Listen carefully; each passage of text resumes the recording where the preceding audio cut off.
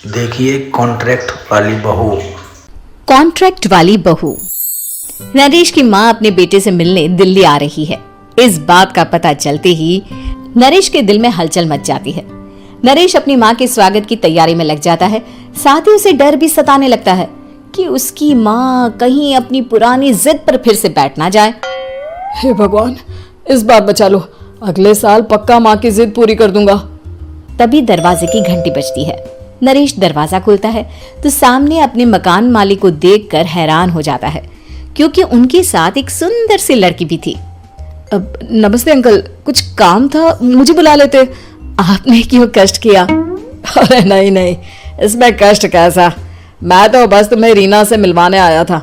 आज से रीना तुम्हारे साथ इसी फ्लैट में रहेगी। अंकल, कोई लड़का फ्लैटमेट नहीं है? एक अनजान लड़की के साथ रहना मेरे लिए थोड़ा अजीब होगा। देखो नरेश, मैं तुम्हें पहले भी बता चुका हूँ कि इस फ्लैट में तुम्हें किसी ना किसी के साथ एडजस्ट करना ही होगा, या फिर तुम अकेले पूरे फ्लैट का किराया दे दो, मैं किसी को नहीं रखूंगा।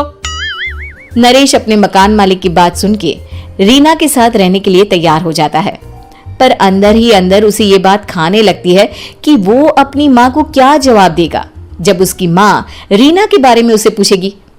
दिन बीतने लगते हैं। नरेश और रीना अच्छे दोस्त भी बन जाते हैं, पर अभी भी नरेश अपनी प्रॉब्लम का सॉल्यूशन नहीं ढूंढ पाता। एक दिन नरेश बहुत परेशान सा बैठा होता है। तभी रीना उसे पूछती है, क्या हुआ नरेश, तुम काफी परेशान लग रहे हो, सब ठीक तो है ना? हाँ सब ठीक है, बस एक छोटी सी प्रॉब्लम है। वो एक्चुअली 2 दिन बाद मेरी माँ मुझसे मिलने आ रही है। अरे तो इसमें प्रॉब्लम क्या है, ये तो खुशी की बात है। हाँ रीना, बट मेरी माँ एक जिद लेकर बैठ गई है कि मैं शादी कर लूं, पर मैं अभी इस चीज के लिए तैयार नहीं हूँ। ऊपर से जब वो तुम्हें देखेगी तो 100 सवाल करेगी, क्या जवाब दूंगा?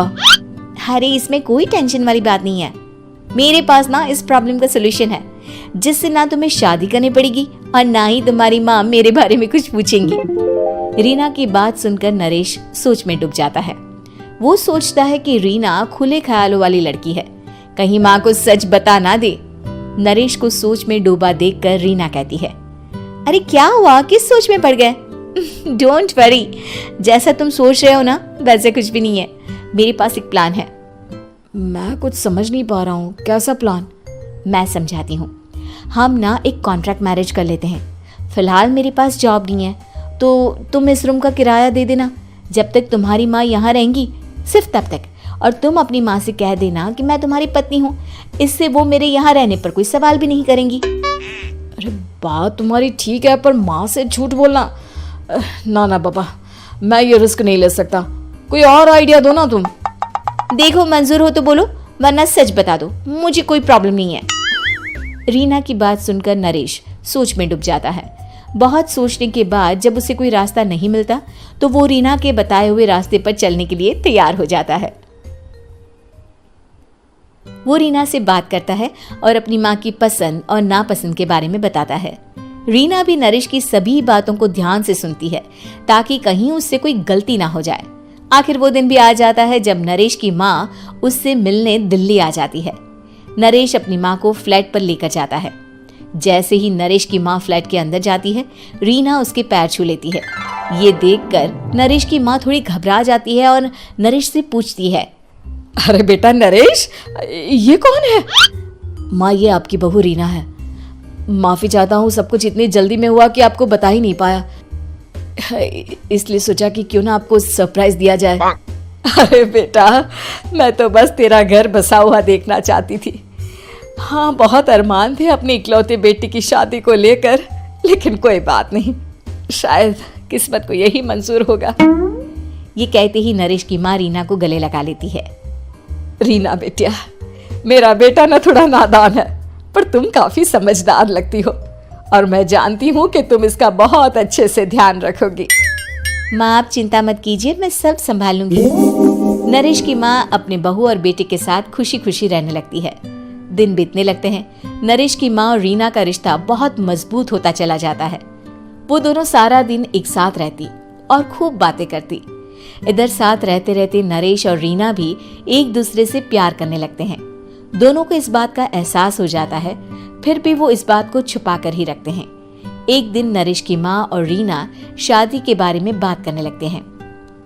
रीना बिटिया, ये तो नरेश ने मुझे बिना बताए शादी कर ली, वरना मैं तो अपनी इकलौती बेटी की शादी इतनी धूमधाम से करती कि सारी दुनिया देखती रह जाती। अच्छा माँ, आप ऐसा भी क्या करती नरेश और मेरी शादी में जो दुनिया देखती रह जाती? अरे बिटिया, एक माँ के अरमान तुम अभी नहीं समझोगी। मैं तो अपनी बहू को एक रानी की तरह लेकर आती और शादी भी बिल्कुल शाही अंदाज में करती, पर मेरे तो सारे अरमान ऐसे ही रह गए। खैर, मुझे तो अपने बेटे और बहू की खुशी चाहिए बस। ये कहते हुए नरेश की माँ की आंखों में आंसू आ जाते हैं। रीना भी ये सुनकर ख्यालों में खो जाती है, क्योंकि वो भी मन ही मन खुद को नरेश की पत्नी और उसकी माँ की बहू मानने लगी थी। शाम को जब नरेश ऑफिस से घर आता है तो रीना खुद को रोक नहीं पाती और नरेश के सामने उसकी माँ को अपने और नरेश के रिश्ते का सारा सच बता देती है। रीना की बात सुनकर नरेश की माँ दोनों से बहुत नाराज हो जाती है और घर वापस जाने की बात करने लगती है। तुम दोनों ने मुझसे सच छुपाकर बहुत ठेस पहुंचाई है मुझे। अब तुम लोगों के साथ नहीं रहना चाहती मैं, कल ही वापस चली जाऊंगी अपने घर। माँ, मुझे माफ कर दो, ये सब मैंने रीना के कहने पर ही किया है, वरना मैं भी आपको कभी ठेस पहुंचाने के बारे में सोच भी नहीं सकता। हाँ माँ, हमने ये सिर्फ आपका दिल रखने के लिए किया, प्लीज हम दोनों को माफ कर दीजिए। तुम दोनों ने मेरे अरमानों के साथ खिलवाड़ किया है, और वैसे भी मुझे अपने बेटे के लिए एक अच्छी लड़की ढूंढनी है, इसलिए मेरा यहाँ से जाना ही बेहतर होगा। माँ की ये बात सुनकर रीना खुद को रोक नहीं पाती। माँ, क्या मैं आपके घर की बहू बनने लायक नहीं हूँ? रीना की बात सुनकर नरेश हैरान रह जाता है। नरेश की माँ भी कुछ समझ नहीं पाती। मैं कुछ समझी नहीं, आखिर तुम कहना क्या चाहती हो? माँ, मैं वो नरेश से बहुत प्यार करती हूँ और साथ ही साथ मैं आपको भी अपनी माँ मान बैठी हूँ। आज जब आपकी बातें सुनी तो खुद को रोक नहीं पाई, इसलिए सारा सच आपको बता दिया। रीना की बात सुनकर नरेश की माँ की आंखों में आंसू आ जाते हैं और वो अपने बेटे नरेश और रीना को गले लगा लेती है। मेरे घर की बहू तो सिर्फ रीना बिटिया ही बनेगी। मैं आज ही तुम दोनों की शादी की तारीख निकलवा दूंगी, बस एक बार तुम्हारे घर वाले मान जाए। उसी दिन रीना के माता पिता भी उनके फ्लैट पर आ जाते हैं। दोनों परिवार आपस में बैठकर बातें करते हैं और शादी के लिए राजी हो जाते हैं। रीना भी कॉन्ट्रैक्ट फाड़ देती है और कहती है, सही मायने में मैं अब बहू बनूंगी, अब तक तो सिर्फ कॉन्ट्रैक्ट वाली बहू थी।